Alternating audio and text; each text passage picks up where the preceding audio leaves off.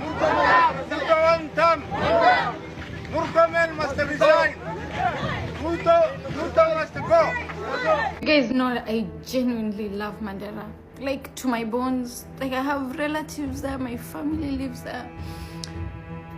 My grandfather lives there, I love him. And I don't know if Mandera is Kenya at this point. And if we are not, Mtuambie, we're between two countries now. Highest bidder can take us up.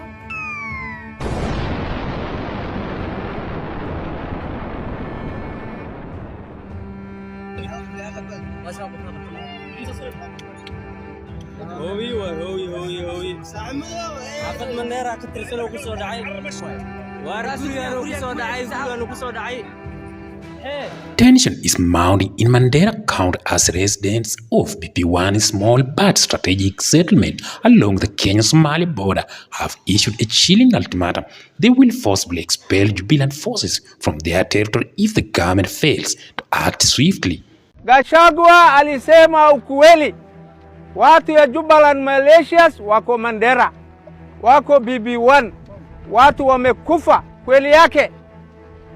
Gavana yetu juzi aliongea ukweli pamoja MCA yetu Faisal, walisema ukweli. The threat comes amid growing anger and frustration over what locals describe as an invasion that has disrupted their lives, endangered their security and undermined Kenya's territorial integrity. Watu ambao wameumiza wamemalizana huko nchi yao, wamefuruga, wamekuja hapa. Sisi hatuna vita, sisi hatuna silaha ya kujilinda, maisha yetu iko hatarini. Sisi hapa mahali sisi tunaishi, kuna banda lingine, banda ya kusini, kuna serikali, kuna askari yetu iko hapo. Banda ya magharibi iko Ethiopia. Banda ya kaskazini iko banda ya serikali ya Somalia. Residents claim that armed Jubaland soldiers have crossed into Mandera multiple times over the past 2 weeks, allegedly occupying the areas near BP1 and setting up temporary outposts.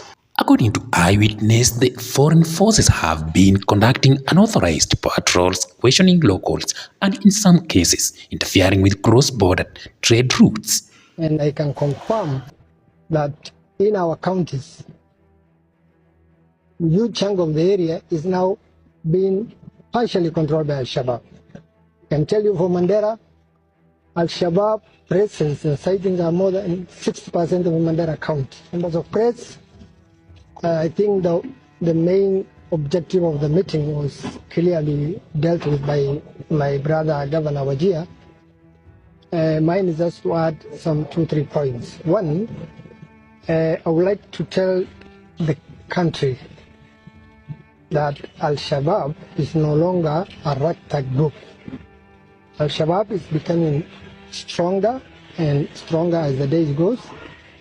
And you know, this Mandera thing, people are joking. This Mandera thing, people are thinking it is just affecting the people of Mandera there. Oh, Mandera people, nini, nini. Number one, when Mandera has been, the way it is being encroached to Maipeana or whatever is happening, suddenly now it is not Kenya, right? You think Museveni is just sitting in a corner sipping champagne?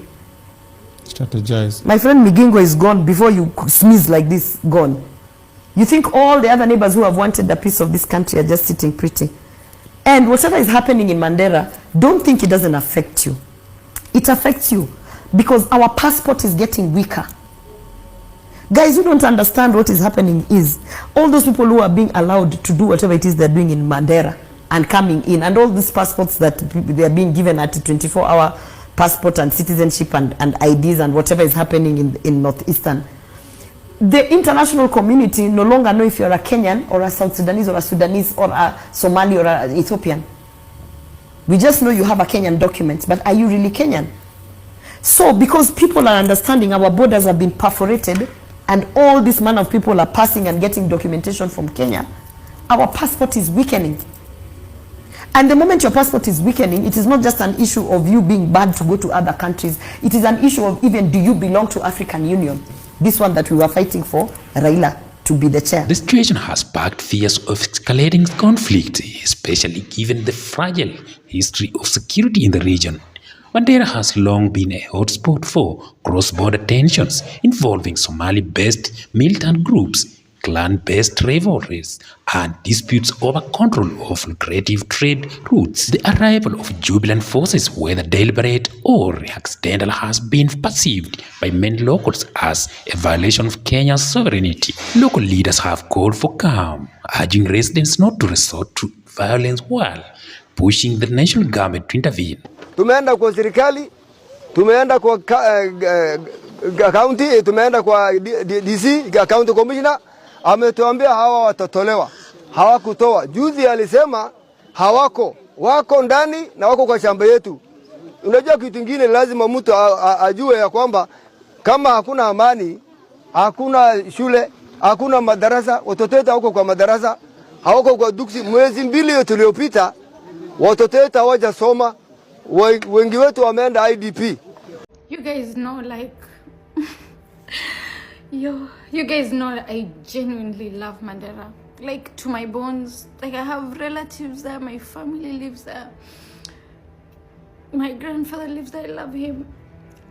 And this is fucking breaking my heart, because there's nothing worse in the world than watching your people die, watching your people terrified, scared, and you can do nothing for them. There's no